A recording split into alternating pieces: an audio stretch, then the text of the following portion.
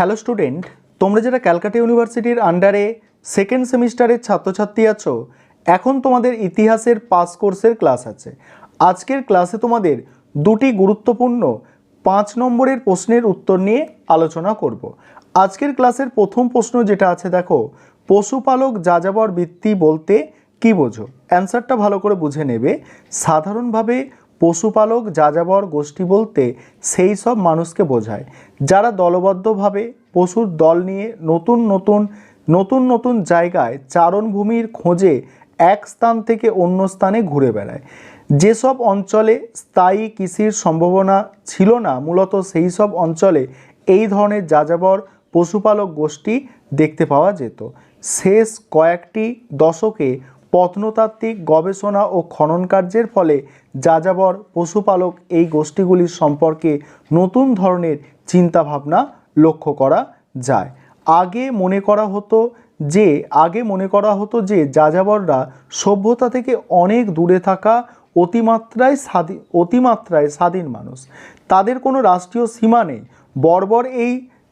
বর্বর এই যাযাবররা মরুভূমি বা তৃণভূমি অঞ্চল থেকে এসেছিল।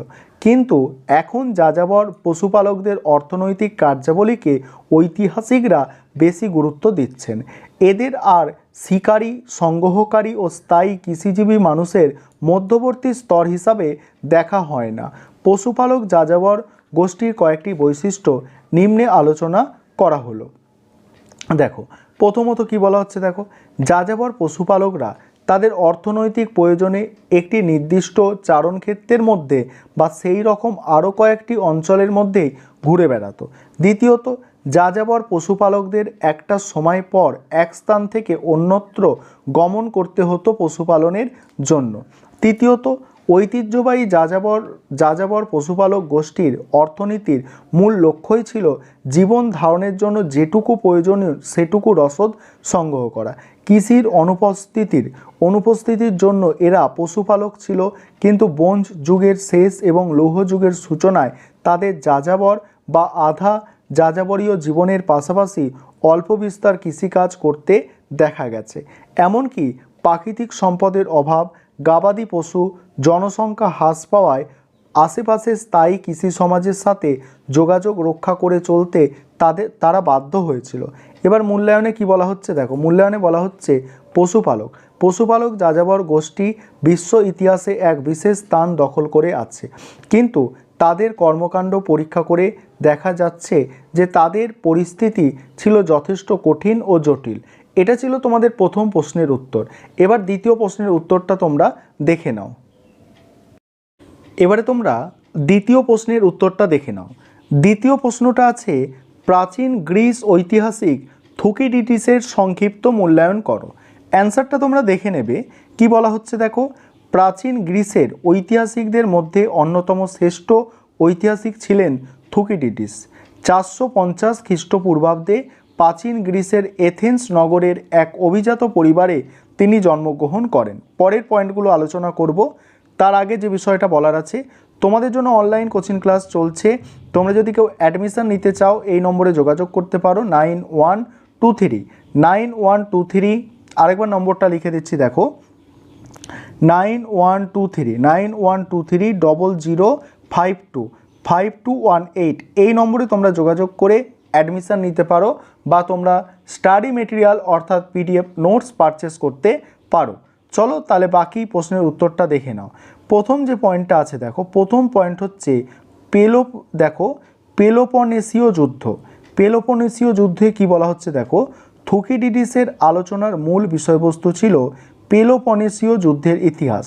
থুকিডিডিস তার history of the Peloponnesian war গ্রন্থে পেলোপনেসীয় যুদ্ধ সম্পর্কে বিস্তারিত আলোচনা করেছেন। এই গ্রন্থে মোট 8টি পর্বে বিভক্ত।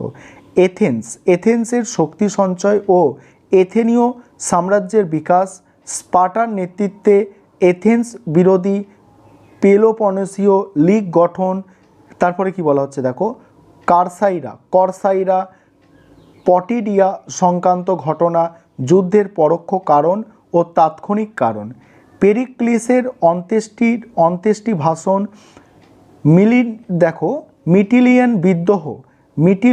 মিটিলিনির বিদ্রোহ, মিলসের কথোপকথন, যুদ্ধের যাবতীয় বিষয় তার রচনায় স্থান পেয়েছে। 404 খ্রিস্টপূর্বাব্দে এথেনীয় সাম্রাজ্যের পতন পর্যন্ত তার ইতিহাস বিস্তৃত। পরের পয়েন্ট হচ্ছে ইতিহাস রচনার ধরন। একজন ঐতিহাসিক হিসাবে থুকিডিডিসের নিজের সর্বাপেক্ষা বড় গুণ ছিল তথ্যের অভ্রান্ততা ও যথার্থতা প্রতিষ্ঠা করার প্রতি তার প্রবল উৎসাহ। এক্ষেত্রে তিনি তার পূর্বসূরি হেরোডোটাসের থেকে অনেকটা এগিয়ে ছিলেন।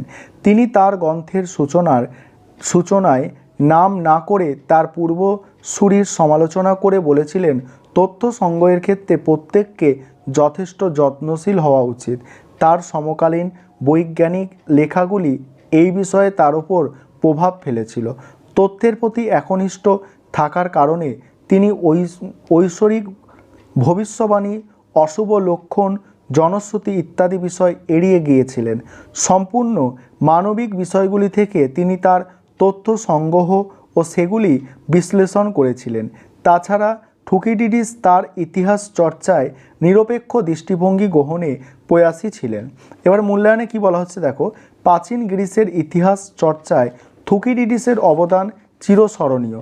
তিনি বিভিন্ন গ্রিক নগর রাষ্ট্রের মধ্যে পারস্পরিক শত্রুতা ও প্রতিযোগিতা, ভয়াবহ শ্রেণীসংঘাত, রাষ্ট্রনায়কদের অদূরদর্শিতা, নাগরিকদের নির্লিপ্ততা আচরণ, এই সমস্ত কিছুই তার ইতিহাস রচনায় স্থান পেয়েছে। সার্বিক বিচারে বলা যায় হেরোডোটাসের জনক হলেন, দেখো ইতিহাসের জনক হলে হেরোডোটাস ইতিহাসের জনক হলে থুকিডিডিস ছিলেন বৈজ্ঞানিক ইতিহাস চর্চার স্রষ্টা। এই দুটো গুরুত্বপূর্ণ প্রশ্ন তোমাদের আজকে আলোচনা করলাম, পরীক্ষার জন্য তোমাদের খুবই গুরুত্বপূর্ণ।